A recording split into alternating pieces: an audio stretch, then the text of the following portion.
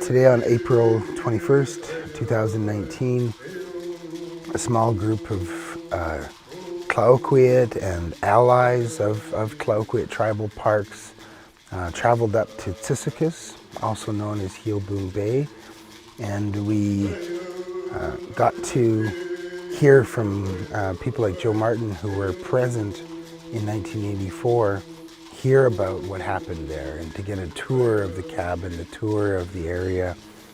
We are at Tla-o-qui-aht, site of the 1984 blockade of MacMillan-Bloedel, who was a logging company that planned to log here. And so they were actually going to be starting over on the other side there. And anyway, a whole bunch of people gathered here, and then this cabin was built.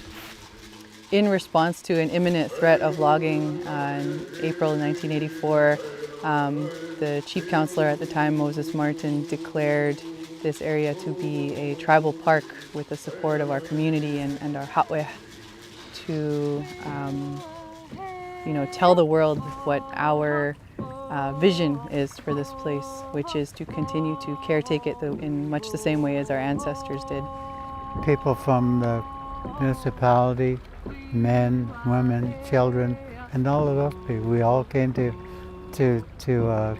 together for the same common cause. And yeah, 35 years later, the timber's still there, the island's still beautiful.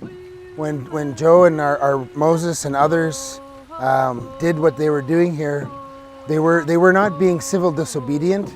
They were adhering to natural law and adhering to Nuu-chah-nulth law. Isak is the highest law of the Nuu-chah-nulth Constitution, and it's depicted by the sun and the moon crest. Those teachings of respect and Isak are what drove the Meares Island Tribal Park Declaration 35 years ago. This is not a tree farm. This is our garden. This is Wahnahjuss Hilthhooiss. This is our garden. This is a tribal park. And Moses welcomed them ashore and told them, "You're welcome ashore, but you have to leave your chainsaws in the boat." The Meares Island Declaration, was a fight that we took on. Our chiefs and elders had took on. And it was a fight of recognition of Tla-o-qui-aht title and rights. It was one of the first in the province dealing with logging companies, it took those blockades, those direct action stance amongst our people at that time to say that, yes, we are still here, we still have traditional laws in place, and that'll never go away.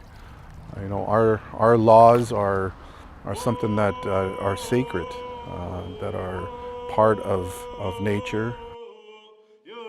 They're the teachings of natural law, and we all live under it. Every human that walks this earth, every creature that's on this earth, if it crawls, it lives under natural law. The ground is made up from the dust of our ancestors, and everything that grows from it is a part of that. Tla-o-qui-aht means everything is one and everything is connected. How they are connected is by spirit. The spirit is what connects all things.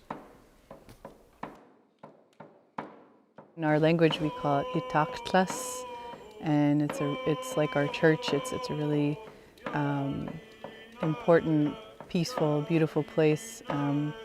There's all kinds of beings that live and depend on this place. Yeah, there's incredible diversity in these forests, all kinds of life besides the trees. You have the fungal connections between the plants and trees and various herbs and all kinds of animals. We have wolves, bears, and cougars are the big ones in the area. Today for me, it's just a very powerful medicine to be out here, to be within these territories of Meares Island and this garden of all this knowledge and of all this, to me, of all this wealth. I think tribal parks has benefited us the most significantly by providing a venue for a conversation and a really important shift in thinking.